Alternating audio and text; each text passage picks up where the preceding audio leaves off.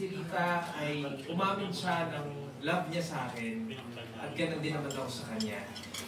Pero mas pinili ko, sabi ko kay Rita, di pa ako handa dahil binubuo ko pa lang yung empire na gusto kong buuin para sa akin at para sa pamilya ko. At sinakripisyo ko yun, yung love ko sa kanya para unahin kung ano yung mga kung ano yung para sa akin. Yung matagal ko nang pinapangarap noon pa man para sa pamilya ko at para sa akin. At naintindihan niya nun. Pero sabi ko nga, hindi ko siya naiwasang hindi masaktan. Saktan ko siya. Pero sa totoo lang po, ang sagot ko dun sa pinakamalaking sakripisyo na tinanong ko sa Lord is yung family ko po. Na alam sa mga hindi po nakakaalam, di ba, na ang aking tatay ay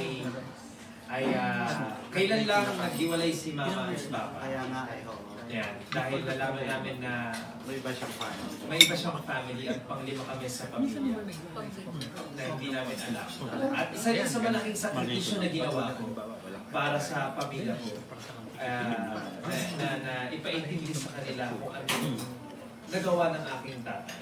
Pero honestly, hindi naman ako nakakaramdam ng galit sa tatay ko. Tatay ko pa din siya eh. Naman pala. So, ito ipagsasakripisyo ng love life Para over sa kanyang career. pamilya. Pamilya, business. Kaya mong gawin yun, friendship?